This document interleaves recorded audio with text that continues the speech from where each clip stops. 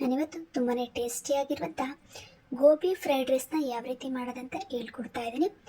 ಸಾಸನ್ನು ಬಳಸದೆ ಯಾವ ರೀತಿ ಗೋಬಿ ಫ್ರೈಡ್ ರೈಸ್ನ ಮಾಡಬೇಕಂತ ನೋಡೋಣ. ಮೊದಲನೇದಾಗಿ ನಾನಿಲ್ಲಿ ಒಂದು ಪಾತ್ರೆನ ಇಟ್ಕೊಂಡಿದ್ದೀನಿ. ಪಾತ್ರೆ ಕಾಯ್ದ ಮೇಲೆ ಅದಕ್ಕೆ ಎಣ್ಣೆಯನ್ನು ಹಾಕೊಳ್ತಾ ಇದ್ದೀನಿ.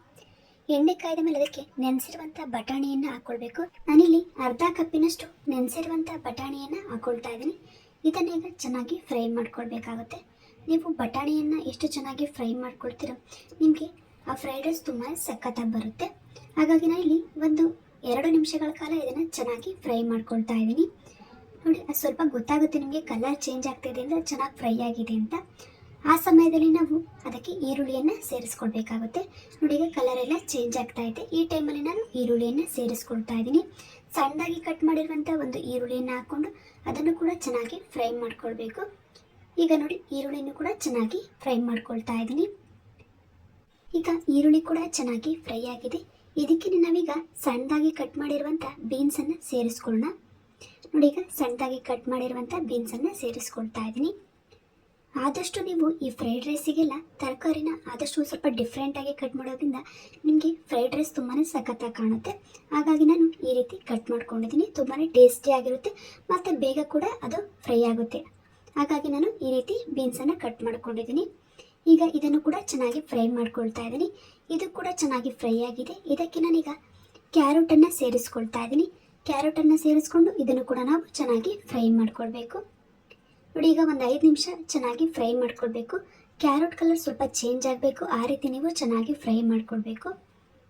ಈಗ ನೋಡಿ, ಚೆನ್ನಾಗಿ ಫ್ರೈ ಮಾಡ್ಕೊಳ್ತಾ ಇದ್ದೀನಿ. ಈಗ ಇದು ಕೂಡ ಚೆನ್ನಾಗಿ ಫ್ರೈ ಆಗಿದೆ. ಇದಕ್ಕೆ ನಾವೀಗ ಕ್ಯಾಪ್ಸಿಕಮನ್ನು ಸೇರಿಸ್ಕೊಳ್ಳೋಣ. ನೋಡಿ, ಈಗ ಕ್ಯಾಪ್ಸಿಕಮನ್ನು ಸೇರಿಸ್ಕೊಳ್ತಾ ಇದ್ದೀನಿ. ಹಾಗೆಯೇ ಕ್ಯಾಬೇಜ್ ಕೂಡ ಸೇರಿಸ್ಕೊಳ್ತಾ ಇದ್ದೀನಿ. ಈಗ ಇದನ್ನು ಚೆನ್ನಾಗಿ ಫ್ರೈ ಮಾಡ್ಕೊಳ್ಳೋಣ. ಇದನ್ನು 1 ನಿಮಿಷ ಚೆನ್ನಾಗಿ ಫ್ರೈ ಮಾಡಿಕೊಂಡ್ರೆ ಸಾಕಾಗುತ್ತೆ. ತುಂಬ ಹೊತ್ತು ಫ್ರೈ ಮಾಡಬೇಕಂತ ಏನಿಲ್ಲ. ಕ್ಯಾಪ್ಸಿಕಮ್ ಮತ್ತು ಕ್ಯಾಬೇಜ್ ಸ್ವಲ್ಪ ಬೇಗನೆ ಫ್ರೈ ಆಗುತ್ತೆ. ಹಾಗಾಗಿ ಇದನ್ನು ಲೇಟಾಗಿ ಸೇರಿಸ್ಕೊಳ್ತಾ ಇದ್ದೀನಿ. ಇದಕ್ಕೆ ನಾನೀಗ ಒಂದು ಅರ್ಧ ಸ್ಪೂನಿನಷ್ಟು ಶುಂಠಿ ಬೆಳ್ಳುಳ್ಳಿ ಪೇಸ್ಟನ್ನು ಸೇರಿಸ್ಕೊಳ್ತಾ ಇದ್ದೀನಿ. ಶುಂಠಿ ಬೆಳ್ಳುಳ್ಳಿ ಪೇಸ್ಟ್ ಹಾಕೋದ್ರಿಂದ ನಮಗೆ ಫ್ರೈಡ್ ರೈಸ್ ತುಂಬಾ ಸಖತ್ತಾಗಿ ಬರುತ್ತೆ. ಹಾಗಾಗಿ ಒಂದು ಅರ್ಧ ಸ್ಪೂನ್ ಶುಂಠಿ ಬೆಳ್ಳುಳ್ಳಿ ಪೇಸ್ಟನ್ನು ಸೇರಿಸ್ಕೊಳ್ತಾ ಇದ್ದೀನಿ. ಈಗ ಇದನ್ನು ಚೆನ್ನಾಗಿ ಫ್ರೈ ಮಾಡ್ಕೊಳ್ಬೇಕು. ಶುಂಠಿ ಬೆಳ್ಳುಳ್ಳಿ ಪೇಸ್ಟ್ ಹಾಕಿರ್ತೀವಲ್ಲ, ಅದು ಹಸಿ ವಾಸನೆ ಎಲ್ಲ ಹೋಗಬೇಕು. ಆ ರೀತಿ ನೀವು ಚೆನ್ನಾಗಿ ಫ್ರೈ ಮಾಡ್ಕೊಳ್ಬೇಕಾಗುತ್ತೆ.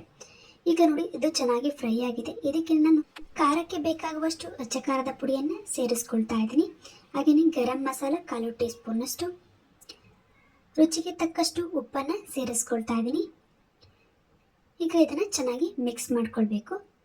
ಇದಕ್ಕೆ ನೀವು ಪೆಪ್ಪರ್ ಪೌಡ್ರ್ ಕೂಡ ಸೇರಿಸ್ಕೊಳ್ಬೋದು. ಆದರೆ ಕೆಲವರಿಗೆ ಈ ಪೆಪ್ಪರ್ ಪೌಡರ್ ಇಷ್ಟ ಆಗಲ್ಲ, ಅಂಥವ್ರು ಬೇಕಾದರೆ ಸ್ಕಿಪ್ ಮಾಡ್ಕೊಳ್ಬೋದು. ಈಗ ನೋಡಿ, ಇದನ್ನು ಚೆನ್ನಾಗಿ ಫ್ರೈ ಮಾಡ್ಕೊಳ್ತಾ ಇದ್ದೀನಿ. ಈಗ ಇದು ಚೆನ್ನಾಗಿ ಫ್ರೈ ಆಗಿದೆ. ಇದಕ್ಕೆ ನಾನೀಗ ಟೊಮೊಟೊ ಚಟ್ನಿಯನ್ನು ಸೇರಿಸ್ಕೊಳ್ತಾ ಇದ್ದೀನಿ. ನಾನಿಲ್ಲಿ ಒಂದು 4ರಿಂದ 5 ಟೀ ಸ್ಪೂನಷ್ಟು ಟೊಮೊಟೊ ಚಟ್ನಿಯನ್ನು ಸೇರಿಸ್ಕೊಳ್ತಾ ಇದ್ದೀನಿ. ನಿನ್ನೆ ನಾನು ಗೋಬಿ ವಿಡಿಯೋನ ಅಪ್ಲೋಡ್ ಮಾಡಿದ್ದೆ. ಅದರಲ್ಲೇ ಈ ಟೊಮೊಟೊ ಚಟ್ನಿಯನ್ನು ಯಾವ ರೀತಿ ಮಾಡೋದು ಅಂತ ಹೇಳ್ಕೊಟ್ಟಿದ್ದೀನಿ. ಈಗ ಆ ಟೊಮೊಟೊ ಚಟ್ನಿಯನ್ನು ಚೆನ್ನಾಗಿ ಫ್ರೈ ಮಾಡ್ಕೊಳ್ಬೇಕು. ಇದು ಚೆನ್ನಾಗಿ ಫ್ರೈ ಆಗಿದೆ. ಇದಕ್ಕೆ ನಾನು ಫ್ರೈ ಮಾಡಿರುವಂಥ ಗೋಬಿಯನ್ನು ಸೇರಿಸ್ಕೊಳ್ತಾ ಇದ್ದೀನಿ. ಈ ಗೋಬಿನೂ ಕೂಡ ಯಾವ ರೀತಿ ಮಾಡೋದಂತ ನಿನ್ನೆ ವಿಡಿಯೋದಲ್ಲಿ ತೋರಿಸಿದ್ದೀನಿ. ನೀವು ಬೇಕಿದ್ದರೆ ಅದನ್ನು ಒಂದ್ಸಲ ನೋಡ್ಕೊಳ್ಬೋದು. ಈಗ ಇದನ್ನು ಚೆನ್ನಾಗಿ ಫ್ರೈ ಮಾಡ್ಕೊಳ್ಬೇಕು. ಆದಷ್ಟು ಚೆನ್ನಾಗಿ ಫ್ರೈ ಮಾಡ್ಕೊಳ್ಳಿ. ನೀವು ಮಾಮೂಲಿ ಮಾಡುವಂಥ ಫ್ರೈಡ್ ರೈಸಿಗಿಂತ ಈ ರೀತಿ ಒಂದ್ಸಲ ಗೋಬಿಯನ್ನು ಹಾಕಿ ಫ್ರೈಡ್ ರೈಸ್ನ ಟ್ರೈ ಮಾಡಿ. ತುಂಬಾ ಸಖತ್ತಾಗಿ ಬರುತ್ತೆ ಅಂತಲೇ ಹೇಳ್ಬೋದು. ಇದನ್ನು ನಾನೀಗ ಹೈ ಫ್ಲೇಮಲ್ಲಿ ಇಟ್ಟು ಚೆನ್ನಾಗಿ ಫ್ರೈ ಮಾಡ್ಕೊಳ್ತಾ ಇದ್ದೀನಿ. ಇದು ಫ್ರೈ ಆಗಿದೆ. ಈಗ ಇದಕ್ಕೆ ನಾನು ರೈಸನ್ನು ಸೇರಿಸ್ಕೊಳ್ತಾ ಇದ್ದೀನಿ. ನಾನಿಲ್ಲಿ 2ರಿಂದ 3 ಜನಕ್ಕೆ ಆಗುವಷ್ಟು ರೈಸನ್ನು ಸೇರಿಸ್ಕೊಳ್ತಾ ಇದ್ದೀನಿ. ಇದನ್ನು ಸೇರಿಸ್ಕೊಂಡು ಹೈ ಫ್ಲೇಮಲ್ಲಿ ಇಟ್ಟು ನಾವು ಚೆನ್ನಾಗಿ ಫ್ರೈ ಮಾಡ್ಕೊಳ್ಬೇಕಾಗುತ್ತೆ. ಆದಷ್ಟು ನೀವು ಈ ಚಾಟ್ಸ್ ಐಟಮ್ ಎಲ್ಲ ಮಾಡಬೇಕಿದ್ರೆ ಹೈ ಫ್ಲೇಮಲ್ಲಿ ಇಟ್ಟು ಫ್ರೈ ಮಾಡ್ಕೊಳ್ಬೇಕು. ಆಗ ನಿಮಗೆ ತುಂಬಾ ಟೇಸ್ಟಿಯಾಗಿ ತುಂಬಾ ಸಖತ್ತಾಗಿ ಬರುತ್ತೆ ಅಂತಲೇ ಹೇಳ್ಬೋದು. ಈ ಗೋಬಿ ಫ್ರೈಡ್ ರೈಸ್ ಒಂದ್ಸಲ ಟ್ರೈ ಮಾಡಿ ಮತ್ತೆ ಮತ್ತೆ ಇದೇ ರೀತಿಯಾದಂಥ ಫ್ರೈಡ್ ರೈಸ್ನ ಮಾಡ್ಕೊಂಡು ತಿಂತಾನೆ ಇರ್ತೀರ. ನೋಡಿ, ಈಗ ನಾನು ಹೈ ಫ್ಲೇಮಲ್ಲಿ ಇಟ್ಟು ಇದನ್ನು ಚೆನ್ನಾಗಿ ಫ್ರೈ ಮಾಡ್ಕೊಳ್ತಾ ಇದ್ದೀನಿ. ಇದೀಗ ಚೆನ್ನಾಗಿ ಫ್ರೈ ಆಗಿದೆ. ಇದಕ್ಕೆ ನಾನೀಗ ಸಣ್ಣದಾಗಿ ಕಟ್ ಮಾಡಿರುವಂಥ ಕೊತ್ತಂಬರಿ ಸೊಪ್ಪನ್ನು ಸೇರಿಸ್ಕೊಳ್ತಾ ಇದ್ದೀನಿ. ಕೊನೆಯದಾಗಿ ನಾವು ಕೊತ್ತಂಬರಿ ಸೊಪ್ಪನ್ನು ಸೇರಿಸ್ಕೊಳ್ಬೇಕಾಗುತ್ತೆ. ನಾನಿಲ್ಲಿ ಗ್ಯಾಸ್ನ ಆಫ್ ಮಾಡಿಕೊಂಡು ಆನಂತರ ಕೊತ್ತಂಬರಿ ಸೊಪ್ಪನ್ನು ಸೇರಿಸ್ಕೊಳ್ತಾ ಇದ್ದೀನಿ. ಈ ರೀತಿ ಹಾಕೋದ್ರಿಂದ ನಿಮಗೆ ಅದರ ಫ್ಲೇವರ್ ತುಂಬಾ ಸಖತ್ತಾಗಿ ಬರುತ್ತೆ. ಹಾಗಾಗಿ ಗ್ಯಾಸ್ನ ಆಫ್ ಮಾಡಿಕೊಂಡು ಕೊತ್ತಂಬರಿ ಸೊಪ್ಪನ್ನು ಸೇರಿಸ್ಕೊಳ್ತಾ ಇದ್ದೀನಿ. ನೋಡಿ, ಇದನ್ನು ಮಿಕ್ಸ್ ಮಾಡಿಕೊಂಡ್ರೆ ನಮಗೆ ಬಿಸಿ ಬಿಸಿಯಾಗಿರುವಂತಹ ಗೋಬಿ ಫ್ರೈಡ್ ರೈಸ್ ರೆಡಿ ಆಗುತ್ತೆ. ಚಾಟ್ಸಲ್ಲೂ ಕೂಡ ಈ ರೀತಿಯಾದಂಥ ಗೋಬಿ ಫ್ರೈಡ್ ರೈಸ್ ಸಿಗೋದಿಲ್ಲ. ತುಂಬಾ ಟೇಸ್ಟಿಯಾಗಿರುತ್ತೆ ಅಂತಲೇ ಹೇಳ್ಬೋದು. ಒಂದ್ಸಲ ಮಾಡ್ಕೊಂಡು ತಿಂದರೆ ನೀವು ಚಾಟ್ಸಲ್ಲಿ ತಿನ್ನುವಂಥ ಗೋಬಿ ಫ್ರೈಡ್ ರೈಸ್ನ ಮರ್ತೇ ಬಿಡ್ತೀರ, ಅಷ್ಟು ಸೂಪರಾಗಿರುತ್ತೆ. ಇವತ್ತಿನ ಈ ವಿಡಿಯೋದಲ್ಲಿ ತುಂಬಾ ಟೇಸ್ಟಿಯಾಗಿರುವಂಥ ಸಾಸನ್ನು ಬಳಸದೆ ಯಾವ ರೀತಿ ಗೋಬಿ ಫ್ರೈಡ್ ರೈಸ್ನ ಮಾಡೋದಂತ ಹೇಳ್ಕೊಟ್ಟಿದ್ದೀನಿ. ಇವತ್ತಿನ ಈ ವಿಡಿಯೋ ನಿಮಗೆ ಇಷ್ಟ ಆಗಿದ್ದರೆ ಲೈಕ್ ಮಾಡಿ, ಶೇರ್ ಮಾಡಿ, ಸಬ್ಸ್ಕ್ರೈಬ್ ಆಗಿ ನಮ್ಮ ಎಲ್ಲ ವಿಡಿಯೋಗಳನ್ನು ನೋಡ್ತಾ ಇರಿ. ಧನ್ಯವಾದಗಳು.